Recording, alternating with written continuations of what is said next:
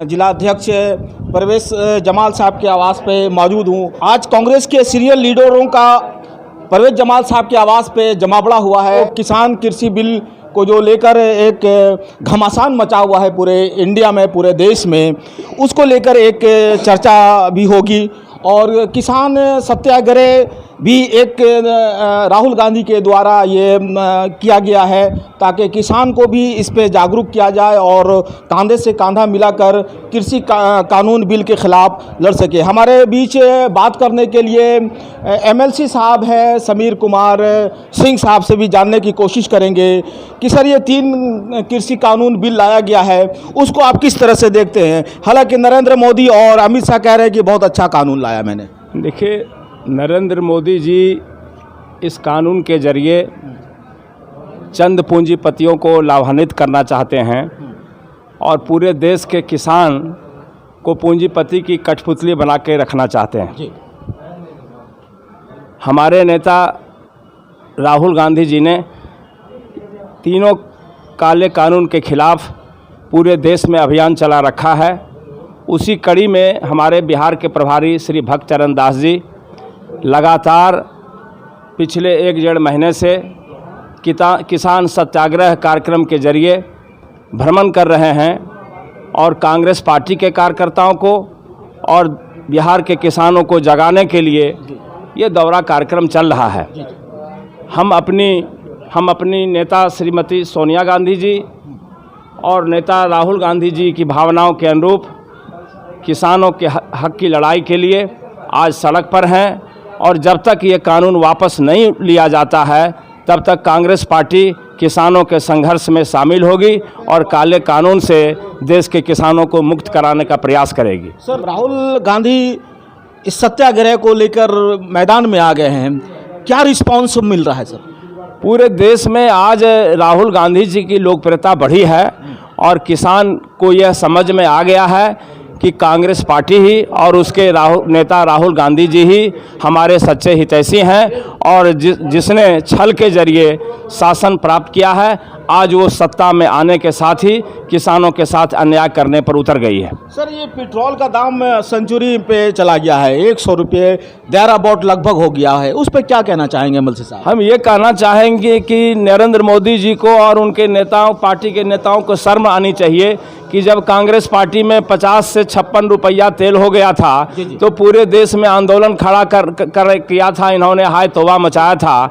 आज उन्हीं नेताओं को शर्म नहीं आ रही है कि आज 100 रुपये पेट्रोल पहुंच गया है दाम।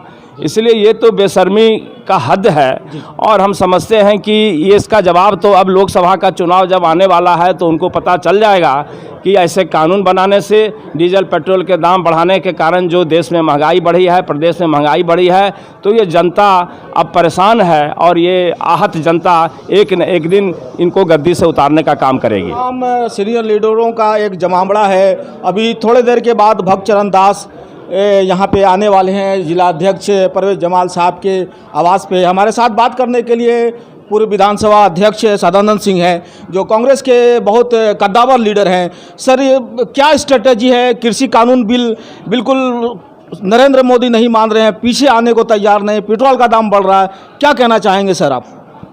देखिए, सीधी सी बात है, संपूर्ण देश का किसान ये आंदोलन कर रहा है। सिर्फ एक राज्य की बात नहीं, किसानों के साथ अन्याय हो रहा है।